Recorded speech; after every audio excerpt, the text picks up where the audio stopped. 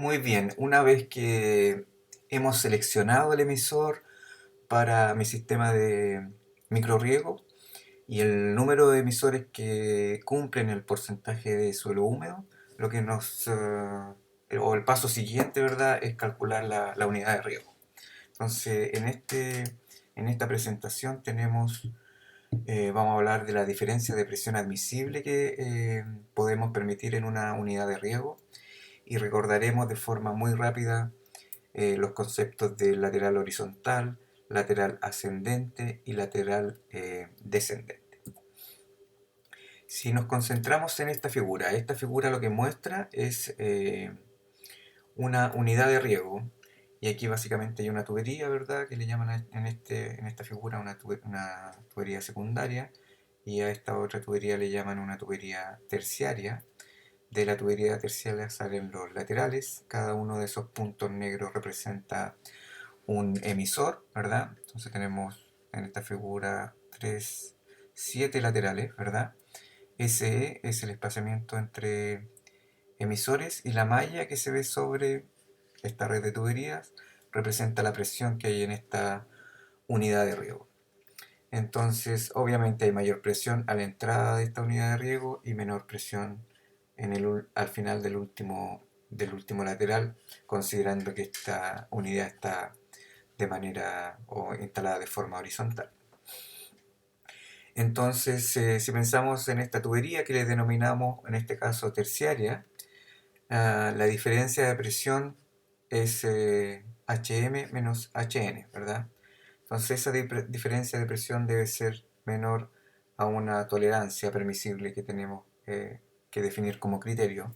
Y en el lateral tenemos HM, que en un lateral cualquiera que está graficado aquí, menos HN, la diferencia de presión que hay entre la entrada y el final de ese lateral es este delta H lateral. Uh-huh. Entonces la suma del delta H terciario y el delta H lateral es igual a la diferencia de presión admisible en la subunidad.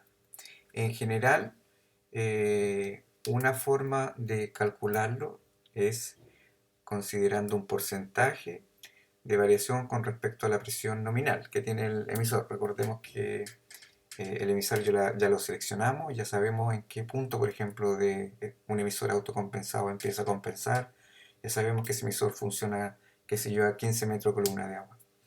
Entonces, este criterio lo que dice es que en la subunidad voy a variar entre un 10 y un 20% de esa presión nominal, o sea, entre un 10 y un 20% de 15 metros de columna de agua. Si fuera el 20% serían de 15 metros de columna de agua, serían 3 metros de columna de agua, ¿verdad?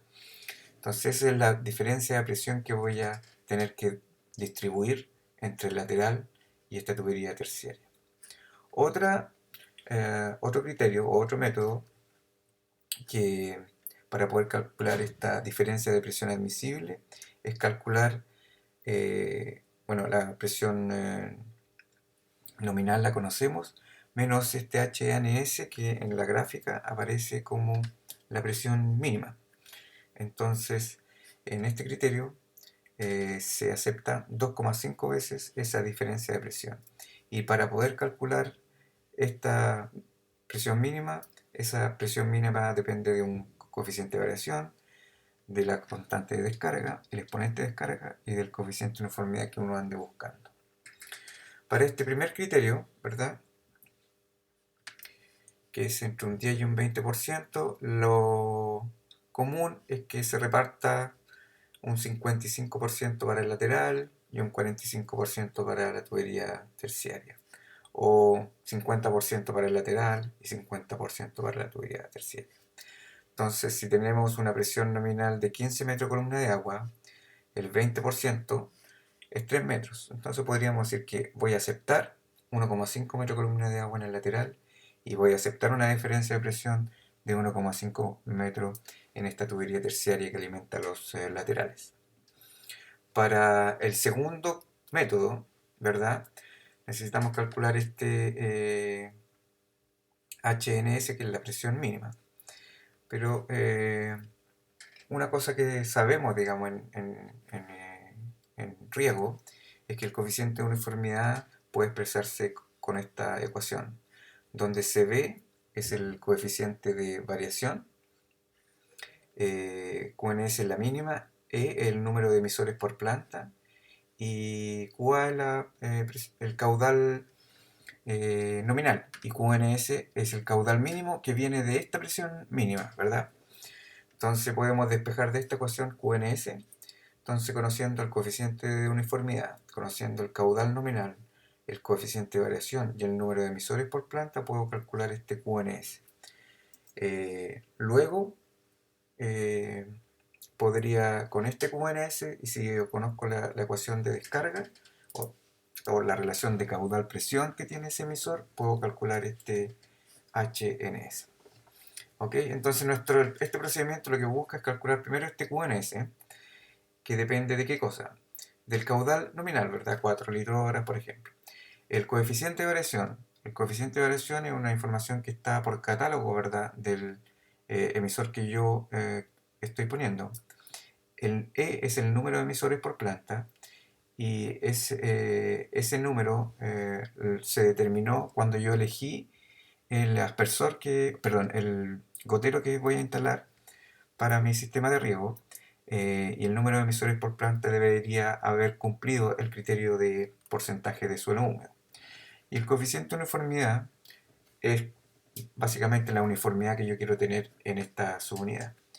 Aquí hay valores de coeficiente de uniformidad recomendados para climas áridos o húmedos. Bueno, nuestro clima se parece un poco más al clima árido. Tenemos una diferenciación con mayor o menor pendiente y emisor espaciado a menos de 2,5 metros, que probablemente es lo más común en proyectos típicos de agricultores de INDAP. Entonces, si el suelo plano, podemos decir que, bueno, básicamente podemos pedir que nuestro sistema tenga un 90% de uniformidad.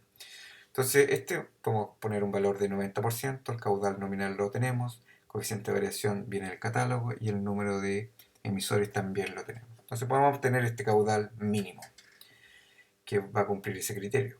Luego, sabemos que ese caudal es igual a este coeficiente de descarga por la presión y el exponente de descarga. Esto también está en catálogo. Si yo despejo la presión aquí, me va a quedar de esta forma, ¿verdad?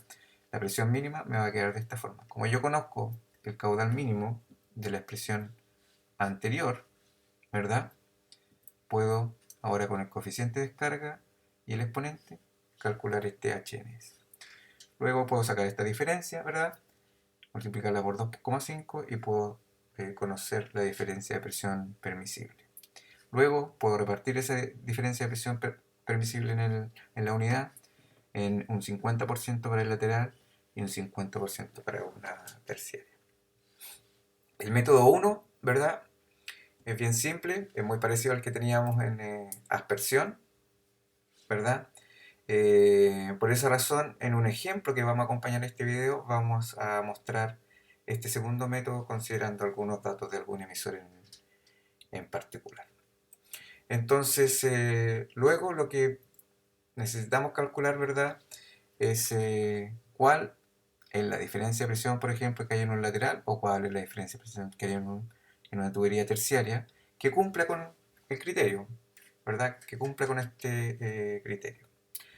¿Y cómo se calcula eso? ¿Verdad? Eso se calcula nuevamente haciendo un cálculo hidráulico con pérdida de carga, ¿verdad? Una ecuación que podíamos ocupar es Darcy-Weisbach, una segunda ecuación era Scooby y una tercera ecuación es Hazen-Williams. En el módulo de aspersión vemos que ocupamos Hazen-Williams para poder hacer los cálculos, por lo que ustedes ya están acostumbrados a utilizar esa ecuación o ya la conocen, digamos, no de primera vez.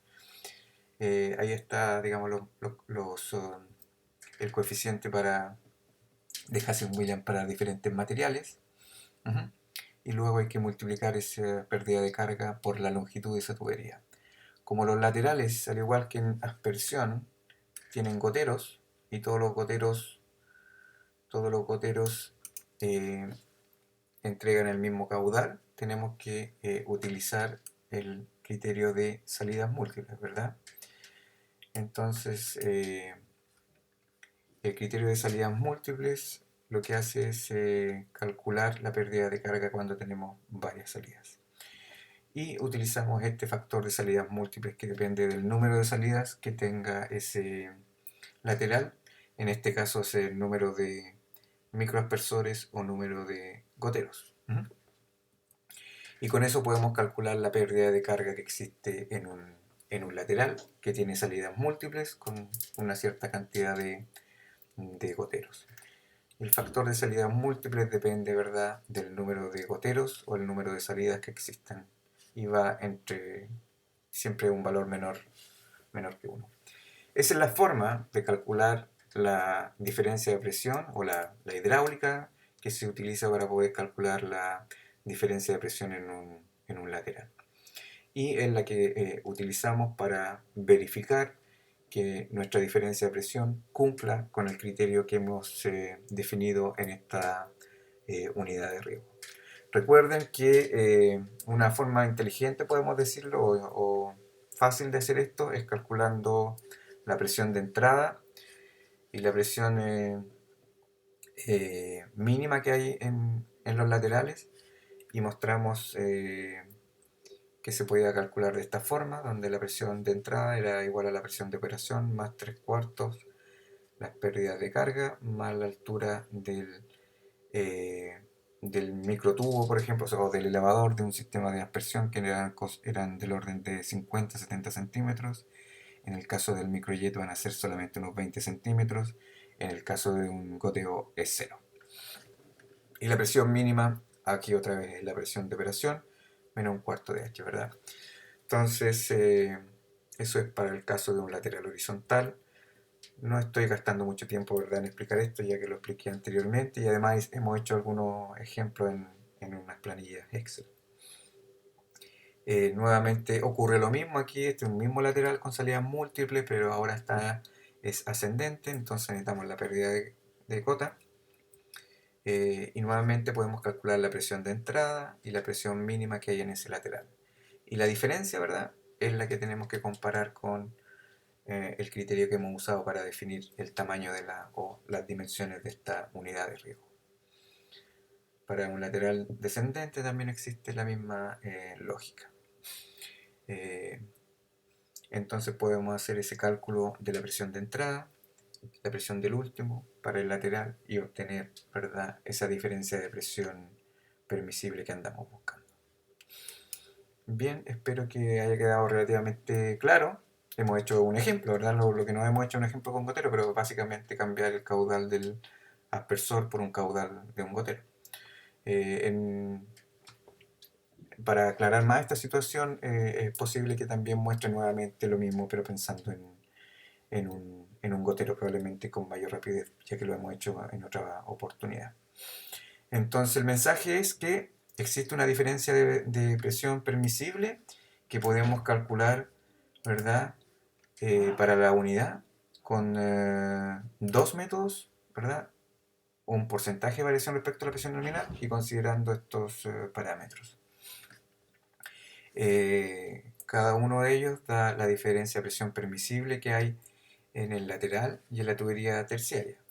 Con eso, luego de calcular las pérdidas de carga en un lateral con salidas múltiples, ¿verdad?, y conociendo que existen algunas relaciones para poder calcular la presión de entrada y la mínima que ocurre en un lateral,